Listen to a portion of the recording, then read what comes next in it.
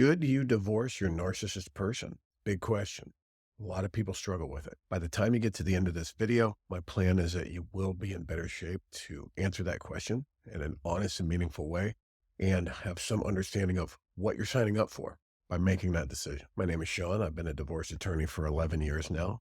And during that time, I've represented a lot of narcissists, men and women, and I've litigated against lots of narcissists, both men and women. In this channel, I'm making videos about narcissism and divorcing a narcissist. There's probably a lot of people watching this video who are struggling with the concept of divorce, maybe because they have spiritual beliefs, they just don't believe in divorce, or they've promised themselves that they're never going to get divorced, and this marriage is going to be till death do us part, the whole 9 yards. I've always felt that no divorce attorney should ever try to convince people to get divorced. I feel like that goes far beyond our job description. But I think that responsible divorce attorneys do give their clients some tools to use to think through their situation so that they're in a good position to make the right decision. For instance, most people, if they were being victimized by domestic violence on a daily, weekly, or even monthly basis, wouldn't hesitate to file for divorce, especially if the domestic violence was showing no signs of letting up. When you're married to your narcissist person, you are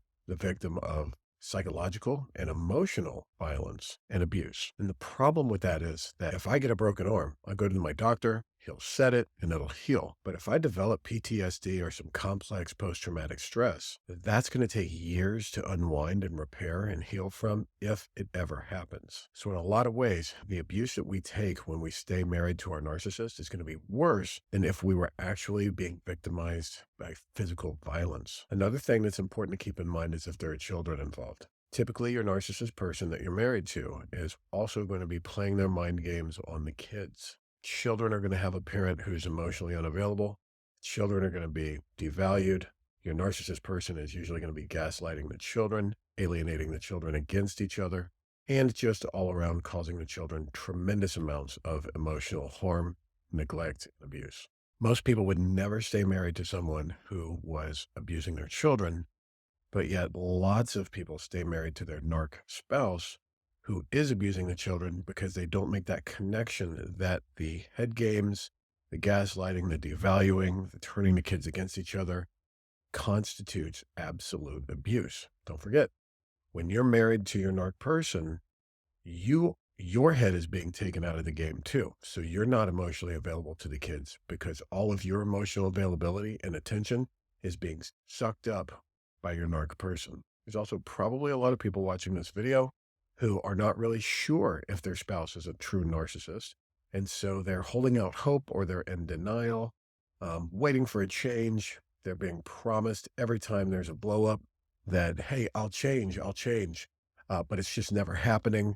You want to be careful living in denial of what the true reality is of your situation. You're being harmed. Your kids are being harmed. Maybe your person is not truly disordered. Maybe they just have narcissist tendencies.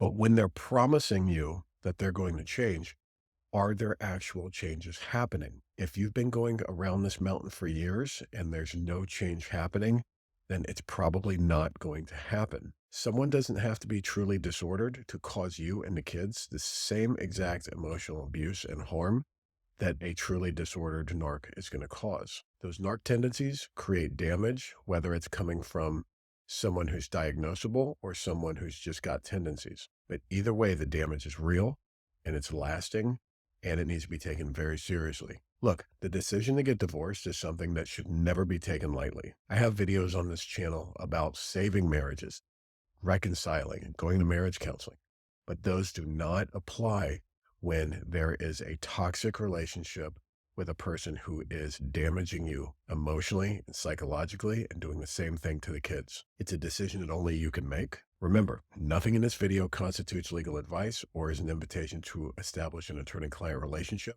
Always talk to your own attorney in your local jurisdiction before making any decisions based on your situation. Also, if you found this video helpful, please hit that thumbs up icon and subscribe to this channel.